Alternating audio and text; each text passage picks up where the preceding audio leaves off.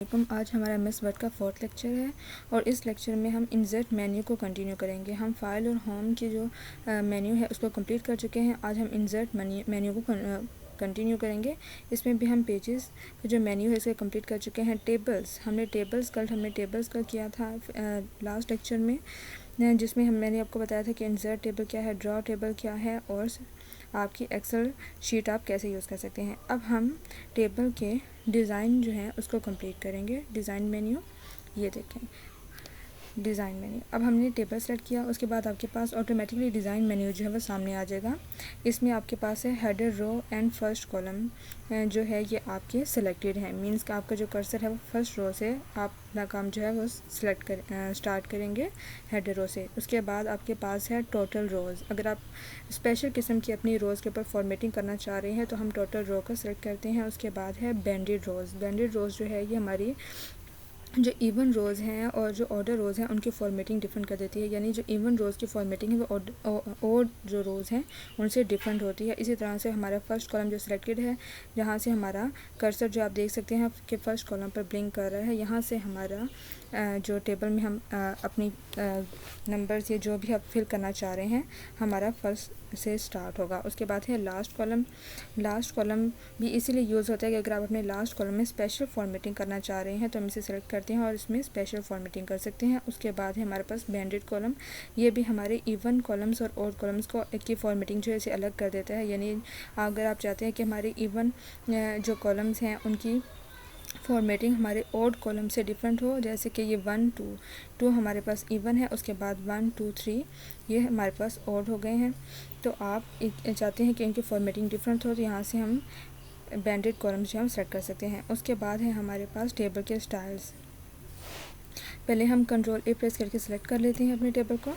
जैसे कि मैंने आपको पहले भी बताया था कि जब तक आप अपने टेबल को सिलेक्ट नहीं करेंगे तब तक आपके पास फॉर्मेटिंग जो है वो नहीं होगी।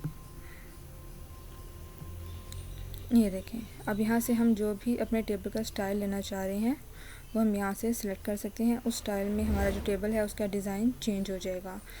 ये देखें हमारे टोटल टेबल पर ये अप्लाई हो गया। उसके बाद है शेडिंग। अगर आप अपने टेबल को शेड देना चाह रहे हैं डिफरेंट कलर्स में, ये हमारे पास डिफरेंट कलर्स के कलेक्शन है। यहाँ से आप कोई भी कलर सेलेक्ट करके अपने टेबल की शेड को चेंज कर सकते हैं। अगर आप चाहते हैं कि कोई कलर ना हो तो नो कलर करेंगे तो उसमें से जितने भी हमने फॉर्मेटिंग की है, ये कलर्स किए हैं, वो ख़त्म हो जाएंगे।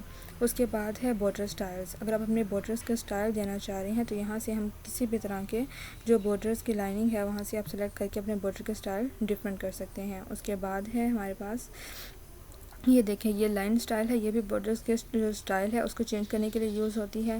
ये भी देखें, ये भी हमारे पास आप यहाँ से बॉर्डर की लाइनिंग जितनी करना चाह रहे हैं यहाँ से हम चेंज कर सकते हैं। यहाँ से पेन कलर है, यहाँ से हम जो भी कलर सेलेक्ट करना चाहते हैं अपने बॉर्डर्स के लिए वो हम सिलेक्ट कर सकते हैं। उसके बाद है हमारे पास बॉर्डर्स। अगर आप अपने टेबल में बॉटम बॉर्डर देना चाह रहे हैं तो बॉटम बॉर्डर। अब आप देखें कि हमारे पास जो टेबल का स्टाइल था वो वही है, लेकिन यहाँ से मैंने जो सेटिंग की है ये मैंने बॉर्डर के लिए की है। यहाँ से आप बॉर्डर सेलेक्ट कर सकते हैं। मैंने कलर चूज़ किया था येलो, ये आप देख रहे हैं। यहाँ से अगर आप बॉटम बॉर्डर चाह रहे हैं तो बॉटम बॉर्डर आपको शो हो जाएगा। लेफ़्ट बॉर्डर चाह रहे हैं तो लेफ़्ट शो हो जाएगा। टॉप में अगर आप बॉर्डर लेके आना चाह रहे हैं तो टॉप सेलेक्ट हो जाएगा। उसके बाद ऑल बॉर्डर्स, अगर आप अपने कंप्लीट टेबल को बॉर्डर देना चाह रहे हैं तो यहाँ से हम ऑल बॉर्डर जो है वो सेलेक्ट कर लिया हमने। उसके बाद है बॉर्डर पेंटर। अगर आप खुद से बॉर्डर जो है वो पेंट करना चाह रहे हैं तो यहाँ से हम बॉर्डर पेंट सेलेक्ट करेंगे। तो ये देखिए, आप खुद से जैसे आप अपना बॉर्डर चाह रहे हैं वैसा बॉर्डर जो है वो आप अपने टेबल को दे सकते हैं। ये हमारे पास कंप्लीट डिज़ाइनिंग थी हमारे टेबल के लिए, जो कि हमने आज कंप्लीट कर ली है। नेक्स्ट लेक्चर में हम इंसर्ट में पिक्चर्स की सेटिंग पर जाएंगे और हम पिक्चर्स और ऑनलाइन पिक्चर्स और शेप्स इसे कंप्लीट करेंगे। यानी इलिस्ट्रेशन जो है हमारे पास है, इस टॉपिक को हम नेक्स्ट लेक्चर में इंशाल्लाह कंप्लीट करेंगे। उम्मीद है कि आज के लेक्चर आपको क्लियर हो गया होगा। इसके अलावा अगर आपको कुछ समझ नहीं आता है तो आप मुझसे कमेंट में क्वेश्चन कर सकते हैं, मैं इंशाल्लाह आपको इसको कंप्लीट करवा दूँगी।